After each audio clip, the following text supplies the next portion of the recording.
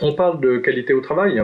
On pourrait parler de qualité au télétravail, même de téléqualité dans cette période un peu particulière.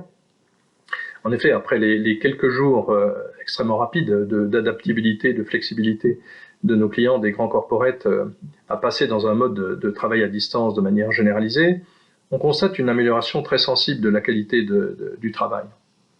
D'abord, notre quotidien étant fait de workshops, de réunions, d'échanges, on constate que ces réunions sont beaucoup plus efficaces parce que, trivialement, elles commencent à l'heure, elles finissent à l'heure. Évidemment, il est difficile de faire attendre en visioconférence d'autres acteurs et tout le monde est ponctuel. Ensuite, évidemment, on constate une beaucoup plus grande discipline dans l'échange avec par définition un peu l'absence d'aparté, quelque chose d'assez facile à comprendre, et aussi beaucoup plus de discipline dans l'écoute, dans un échange où on ne se coupe pas la parole, où chacun attend la fin de la phrase de l'autre pour pouvoir s'exprimer. Un deuxième axe aussi qui nous surprend et qui nous étonne en bien, c'est la capacité à échanger plus efficacement avec les directeurs de projet et les chefs de projet. On constate une plus grande disponibilité et donc une plus grande rapidité d'échange, moins de délai d'attente, de l'efficacité parce que c'est right to the point, hein, et qu'on a immédiatement une réponse ou un éclaircissement sur tel ou tel point. On arrive même à constater, c'est un peu paradoxal, mais que certaines de nos études ou certains de nos projets se sont légèrement accélérés ces dernières semaines, précisément parce que nous sommes tous en télétravail. Évidemment, on pourrait se dire, c'est l'effet du début. Comme cette expérience de télétravail en masse est probablement nouvelle pour tout le monde, on peut imaginer que chacun veuille être bon élève sur ce sujet-là. C'est probable, il y a un peu de ça.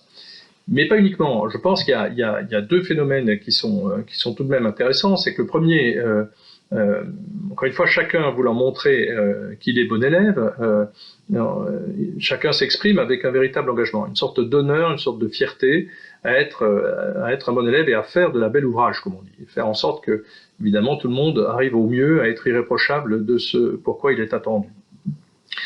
Et puis, de manière un peu en creux ou par défaut, si vous voulez, je crois qu'on n'assiste plus, par définition, à toutes ces réunions qui s'effilochent, à toutes ces post-réunions autour d'un café, qui sont faites beaucoup de critiques, beaucoup de médisances, et qui remettent en cause telle ou telle réunion, telle ou telle option, tel ou tel choix.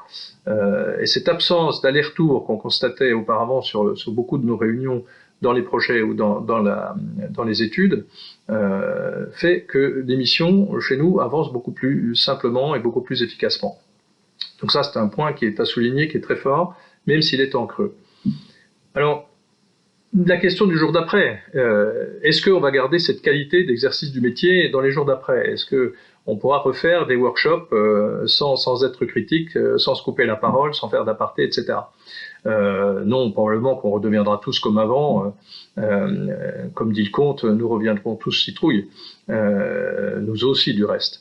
Mais pour autant, je pense qu'on pourrait imaginer de tirer les leçons très concrètement, très humblement, de cette période de télétravail généralisé, pour voir ce qui a fait que, encore une fois, les projets ou les études ont avancé avec plus d'efficacité qu'en présentiel.